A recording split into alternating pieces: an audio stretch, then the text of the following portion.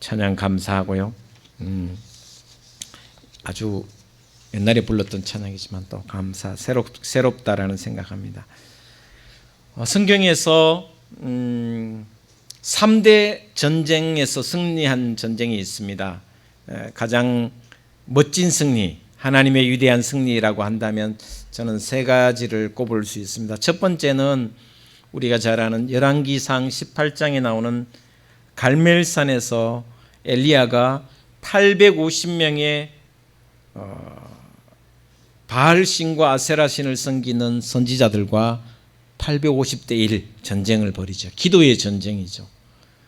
그런데 그곳에서 하나님이 불을 내리셔서 놀라운 승리를 하고 아세라와 바알신을 섬기는 선지자들을 쳐 죽이는 내용이 나옵니다. 첫 번째 위대한 승리.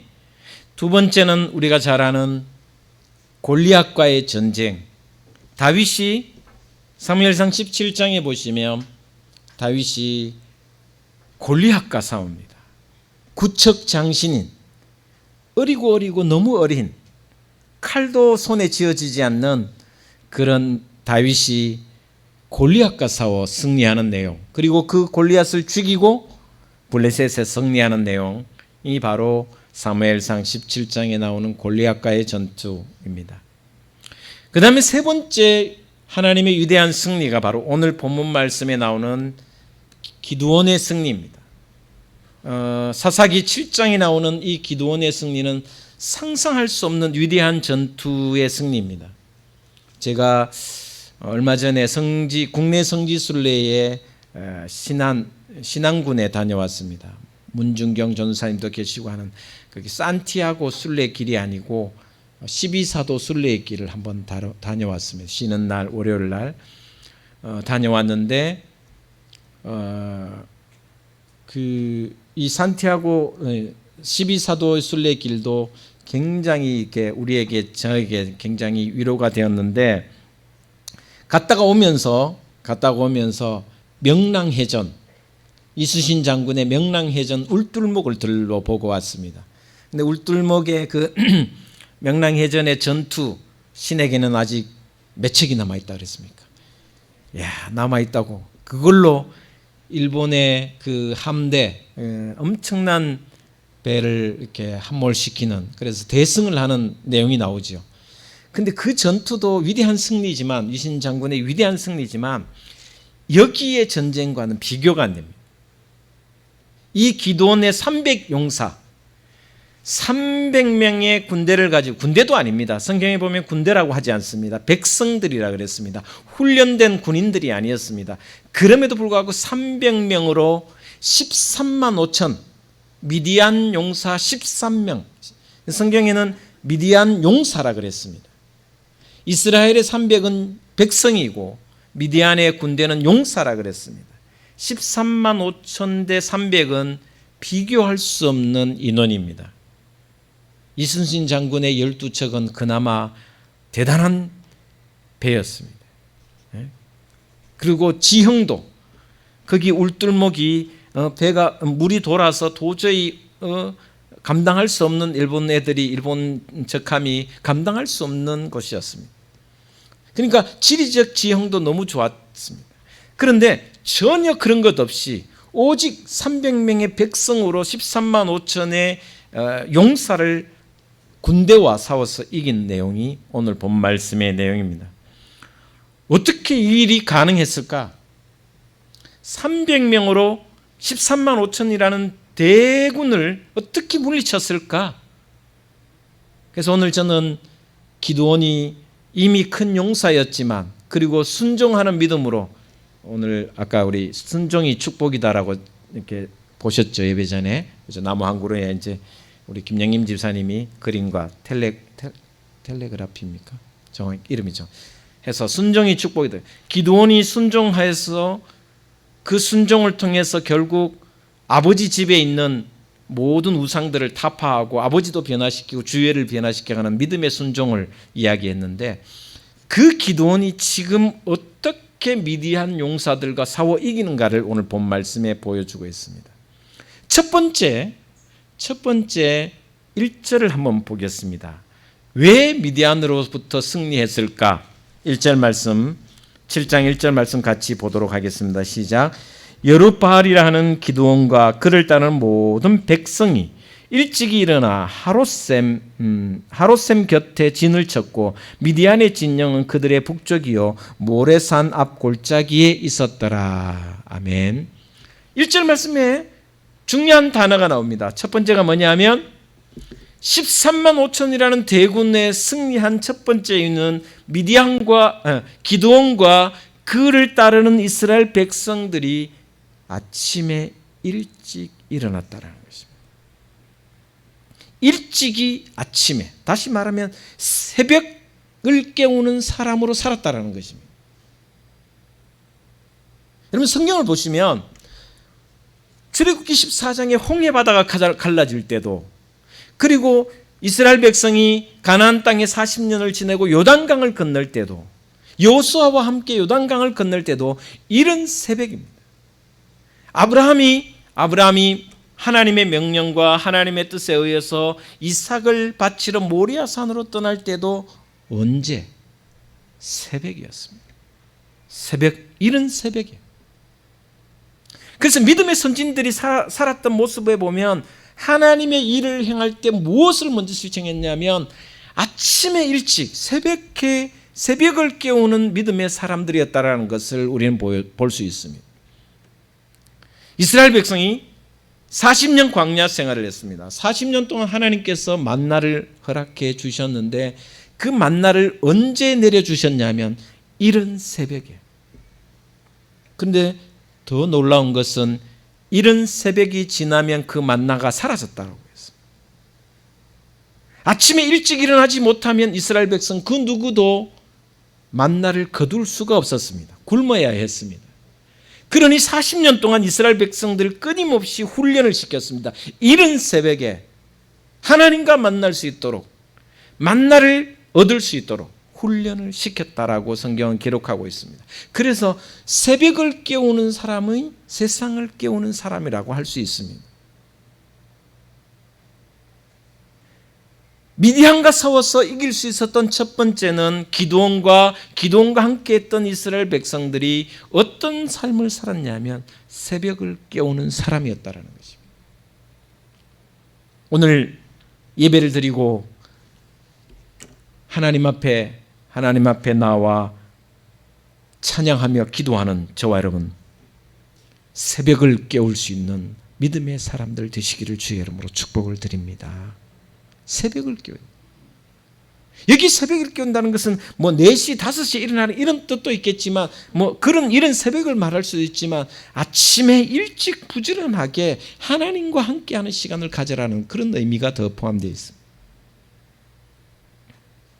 오늘 기드온과 함께했던 기드온의 군대가 아닙니다. 백성들도 새벽을 깨우는 사람이었다라고 성경은 기록하고 있습니다.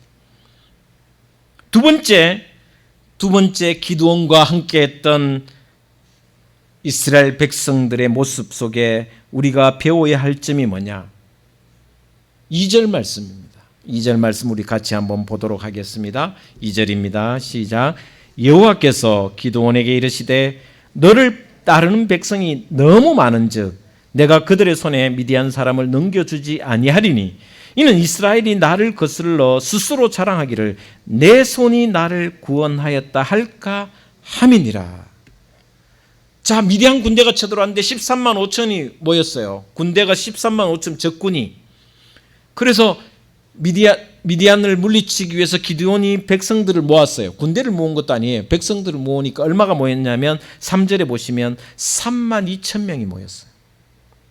여러분 13만 5천과 3만 2천 명은 뭔가 붙어볼 만하잖아. 1대 4 정도 되니까 한번 붙어보자 할 수 있잖아요.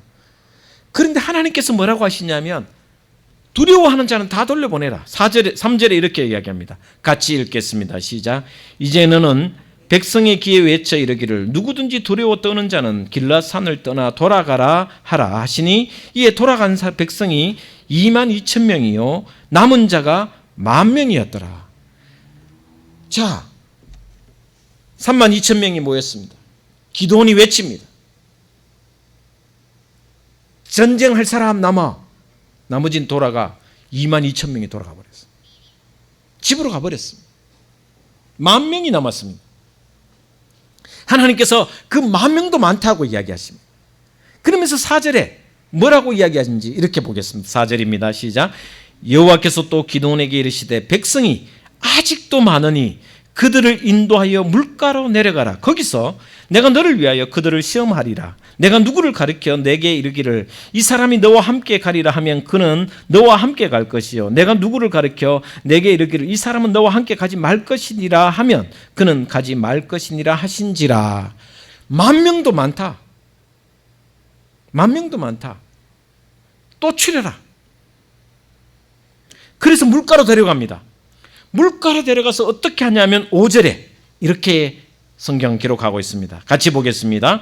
이에 백성을 인도하여 물가에 내려가며 여호와께서 기드온에게 이르시되 누구든지 개가 핥는 것 같이 혀로 물을 핥는 자들을 너는 따로 세우고 또 누구든지 무릎을 꿇고 마시는 자들도 이와 같이 하라 하시니 6절입니다. 제가 읽겠습니다. 손으로 움켜 입에 대고 핥는 자의 수는 300명이요 그 외의 백성은 다 무릎을 꿇고 물을 마신지라. 300명을 남기고 나머지 9,700명은 돌아가라 그랬습니다. 만약에 여러분 여기에 가만히 보시면 손을 움켜 입에 대고 핥는 자의 수가 300명이라고 그랬습니다. 여러분 무릎 꿇고 얼굴을 그 물에 대고 막 이렇게 벌컥벌컥 마신 사람이 9,700명이라 이 말입니다. 그런데 손으로 떠서 만진 사람은 300명이라면. 그런데 만약에 성경 해석자들은 또 목회자들 그동안 목회자들은 어떻게 해석했냐면 손으로 이렇게 하는 사람은 주변을 살피고 적이 있는지 없는지 용감한 사람이니까 그 사람들을 추려서 일당백으로 세웠다 이렇게 이야기했습니다. 그러나 성경 해석은 그렇지 않습니다. 만약에 하나님께서 손으로 떠서 먹는 자가 300명이 아니라 얼굴을 좀 비속어 쓰게 쳐박고 물을 먹은 사람이 300명이면 하나님은 9,700명인 그 사람들을 돌려보내고 300명만 남겼을 것입니다. 이 300이라는 뜻은 무엇이냐면 이들이 용사도 아니요 이들이 일당백으로 싸워서 무협지에 나오는 어릴 때 무협지에 보면 칼 한 번 휘두르면 10명이 막 그냥 쓰러지고 장풍 쏘면은 뭐 한 100명이 쓰러지고 이런 게 300명이 아닙니다. 그냥 물을 손으로 떠먹을 뿐이었고 얼굴을 땅에 대고 먹을 뿐이었지 그 사람이 300명이라는 것은 다시 말하면 그 300명이라는 숫자는 뭐냐 하면 그들이 걸출한 영웅이도 아니었고 그들이 뭔가 용사도 아니었고 특수훈련받은 특수부대도 아니었단 말입니다. 300명이라는 숫자는 모든 것을 하나님만 의지하며 나아갔다는 뜻입니다. 300대 1, 13만 5천은 비교할 수 없는 인원이었습니다. 기드온과 함께 했던 300명의 용사가 아니라 백성들은 하나님만 전적으로 의지하며 나아갔다는 것입니다. 그들이 의지한 것은 사람이 아니었습니다. 300명의 용사, 걸출한 용사가 아니었습니다. 우리 300명 죽도록 한번 전쟁해보자 그게 아니었습니다. 하나님이 이 모든 것을 승리케 해 주시리라 믿습니다. 아멘. 이것이 그들의 믿음이었습니다. 이것 가지고 어떻게 전쟁하느냐가 아니었습니다. 이 300명으로 어떻게 전쟁해서 승리할 수 있느냐가 아니었습니다. 300명밖에 없지만 이 전쟁은 우리의 싸움이 아니라 하나님이 해 주시리라 믿습니다 라고 나아갔던 사람들이 바로 기드온과 300명의 백성들이었습니다. 만약에 하나님께서 이렇게 먹었던 사람이 300명이 아니라 엎드려서 마신 사람이 300명이었으면 그 사람들을 선택했을 것입니다. 300이라는 숫자는 그래서 가끔 교회에서 기드온의 300용사 이야기하는데 기도의 용사 300명 저도 가끔 써먹습니다마는 그 300명이란 뜻은 숫자의 300명이 중요한 것이 아닙니다. 하나님이 이 모든 전쟁의 주인이시며 이 모든 것에 승리케 하시는 분이신다는 것을, 전적인 하나님에 대한 의지라는 것을 이 말씀을 통해서 우리에게 가르쳐 주는 것입니다. 여러분, 가만히 한번 생각해 보십시오. 다윗이 지은 죄 중에 가장 큰 죄가 뭔지 아십니까? 많은 사람들이, 저도 설교할 때 그 예화를 많이 듭니다만, 다윗이 가장 큰 범죄가 뭐였습니까? 알고 있기로는 대부분 다 이렇게 이야기합니다. 왕이 되었을 때 옥상에서 쫙 거느린데 보니까 우리아의 아내 밧세바가 벗은 몸을 보고 그와 동침했더라. 그리고 우리아를 전쟁터에 보내서 죽였더라. 그것이 큰 죄라고 이야기합니다. 물론 맞습니다. 그 죄도 너무나도 큰 죄입니다. 남의 아내를 뺏은 죄도 크지만 그 남편을 죽여서 전쟁터에 보내서 죽인 죄도 큰 죄입니다.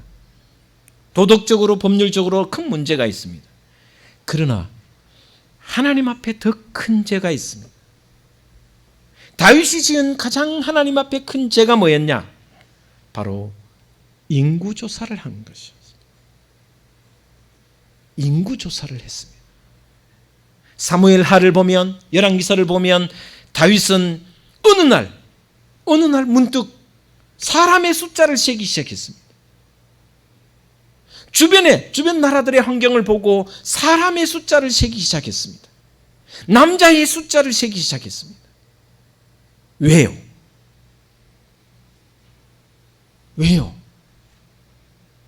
하나님보다 사람이 보이기 시작했기 때문에.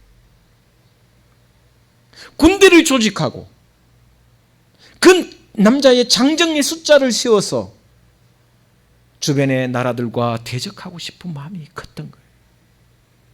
그래서 하나님께서 다윗에게 노발대발하시는 모습을 우리는 볼 수 있습니다. 그래서 성경을 보시면 다윗이 우리아의 아내 밧세바를 범했을 때는 나단 선지자를 통해서 말씀하시지만, 인구조사를 했을 때는 하나님이 큰 벌을 내리십니다. 직접적인 벌을 내리십니다. 그만큼 하나님께서 노하셨다는 의미가 무엇입니까? 다윗의 가장 큰 죄는 하나님을 의지하지 않기 시작했다는 것입니다. 하나님 없이도, 하나님이 계시지 않아도 이 나라와 이 민족을 유지할 수 있다고 사람의 숫자를 세알리기 시작하면서 그 마음이 정해지기 시작했다는 것입니다.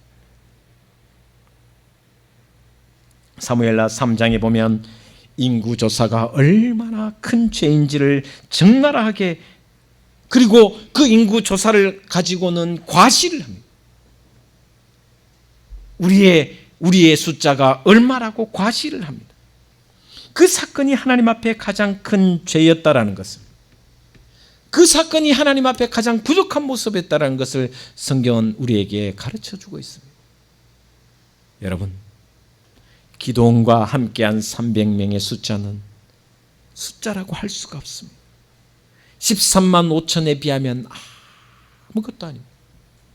그러나 기도원과 300명의 백성들이 하나님만 전적으로 의지하며 나아가겠다는 믿음으로 나아갔을 때 그들에게는 13만 5천이라는 거대한 군대가 아니었습니다. 하나님이 약속하신 대로 미디안 사람을 치를 때에 한 사람 치듯이 할 수 있었다고 성경은 기록하고 있습니다. 여러분 앞에 어떤 대군이 있습니까? 어떤 큰 산이 있습니까? 하나님께서 다 돌려보내고 300명만 남기신 것은 하나님만 의지할 때 그 승리는 너에게 있다는 것을 우리에게 가르쳐 주셨습니다. 여러분 모두가 기드온처럼 300명의 백성일지라도, 내 앞에 수십만의 군대가 있을지라도 두려워하지 않고 하나님만 의지하고 나아갈 때 승리할 수 있는 이 한 주간이 되시기를 주의 이름으로 축복을 드립니다. 그래서 오늘 2절 말씀에 그렇게 말씀하시는 겁니다. 아직도 수차가 많다. 이는 이스라엘이 나를 거슬러 스스로 자랑하기를 내 손이 나를 구원하였다 할까 함이니라. 숫자를 줄이고 300명을 남겨둔 것은 바로 하나님의 위대함을, 이스라엘이 하나님만 의지하도록 하기 위한 방편이었다라는 것을 우리에게 가르쳐 주고 있습니다. 저는 전쟁은, 세상에서 살아가는 그 어떤 전쟁이라도 하나님이 아니면 이길 수 없다라는 것을 뼈저리게 느끼고 뼈저리게 통감할 때에, 그리고 하나님만 전적으로 의지할 때에 모든 것에서 승리한다고 저는 확신합니다. 하나님이 고의로 몰려온 용사를 다 돌려보내고 의도적으로 그 모든 용사들을, 그 모든 사람들을 다 돌려보내고 300명을 남기신 것은 바로 하나님에게 승리가 있다라는 것을, 전쟁은 하나님께 있다라는 것을 보여주기 위한 방편이었다라는 것을 우리에게 가르쳐 줍니다. 마지막으로, 오늘 말씀의 마지막으로, 전쟁에 나아가는 사람들은 어떤 태도를 취해야 되는가를 오늘 말씀을 통해서 다시 한번 생각해 봅니다. 기드온이 가만히 생각해 보니 확신이 없었습니다. 이 전쟁에서 승리할 수 있는 확신이 없었습니다. 그래서 주저하며 두려워했습니다. 오늘 말씀 9절에 보면 이렇게 이야기합니다. 기드온이 두려워하는 모습입니다. 9절 10절 같이 읽겠습니다. 시작. 그 밤에 여호와께서 기드온에게 이르시되 일어나 진영으로 내려가라. 내가 그것을 내 손에 넘겨 주었느니라. 여기 진영이라는 것은 적군 진영입니다. 그래서 내 손에 넘겨줬다는 것을 이야기합니다. 그러면서 10절 같이 읽겠습니다. 시작. 만일 네가 내려가기를 두려워하거든 내 부하 부라를 함께 그 진영으로 내려가라. 자, 두렵거든, 두려워하고 있었습니다. 확신이 서지 않았습니다. 300명으로 어떻게 13만 5천을 죽인다, 승리할 수 있다는 확신이 없었어요. 여러분, 믿음은 확신입니다. 싸움은 확신이 있어야 됩니다. 내가 이 일을 행함에 있어서 하나님이 이 모든 것의 승리자가 되어 승리케 하심을 믿는 믿음, 그 확신이 없이 대충 해서는 승리할 수가 없습니다. 싸움에 나아가는 자는 확신이 있어야 됩니다. 그런데 확신이 없었어요. 두려워하고 있었습니다. 그때 하나님께서 뭐라고 하냐면 혼자 가지 말고 둘이 가라. 부라를 데리고 가라. 그래서 진영으로 갑니다. 그리고 그들이 하는 말, 그 진영, 적군 진영 한복판에 가서 그 적군이 하는 말을 들어보라. 그래서 갑니다. 12절 13절 같이 보겠습니다. 시작. 미디안과 아말렉과 동방의 모든 사람들이 골짜기에 누웠는데 메뚜기의 많은 수와 같고 그들의 낙타의 수가 많아 해변의 모래가 많은 같은지라. 기드온이 그곳에 이른즉 어떤 사람이 그의 친구에게 꿈을 말하여 이르기를 보라, 내가 한 꿈을 꾸었는데 꿈에 보리떡 한 덩어리가 미디안 진영으로 굴러 들어와 한 장막에 이르러 그것을 쳐서 무너뜨려 위쪽으로 엎으니 그 장막이 쓰러지더라. 꿈 이야기를 했습니다. 그러니까 14절에 이렇게 대답합니다. 옆에 있던 친구가 이렇게 얘기합니다. 같이 보겠습니다. 시작. 그의 친구가 대답해 이르되 이는 다른 것이 아니라 이스라엘 사람 요아스의 아들 기드온의 칼이라. 하나님이 미디안과 그 모든 진영을 그의 손에 넘겨주셨느니라 하더라. 할렐루야. 기드온은 두려워하고 있었고 확신이 없었습니다. 하나님께서 말씀하시기를 부라를 데리고 적군 항복판에 가보라. 갔더니 두 사람이 보초를 서는 두 사람이 이야기를 하고 있었습니다. 내가 어젯밤에 꿈을 꿨는데 이런 꿈을 꿨다. 그러니까 그 옆에 듣고 있던 친구가 뭐라고 하냐면 이것은 하나님의 손에 우리를 넘겼노라. 요아스의 아들 기드온의 칼이라. 그것은 하나님이 우리를 요아스의 아들 기드온에게 넘겼다라고 이야기를 합니다. 여러분, 적진 한복판에 들어가서 몰래 들어보니까 하나님이 하신 말씀 그대로였습니다. 아니, 적군이 이렇게 말해야지요. 300명으로 저놈 저거 또라이 아니냐고, 저놈 저거 미친놈 아니냐고, 이 전쟁은 볼 것도 없고 싸울 것도 없다, 이 전쟁이 어떻게 이루어질 수 있냐고. 기드온이 300명으로 쳐들어온다고 웃기는 소리 하지 말라고 이렇게 이야기하는 게 원칙입니다. 그런데 뭐라고 이야기하냐면 적군이 오히려 그렇게 이야기합니다. 하나님의 손이 우리를 넘겼노라. 그 꿈은 기드온의 칼이라고. 기드온이 이 소리를 듣자마자 15절에 이렇게 이야기합니다. 기드온이 그 꿈과 해몽한 말을 듣고 경배하며 이스라엘 진영으로 돌아와 이르되 일어나라, 여호와께서 미디안과 그 모든 진영을 너희 손에 넘겨 주셨느니라. 이것이 확신입니다.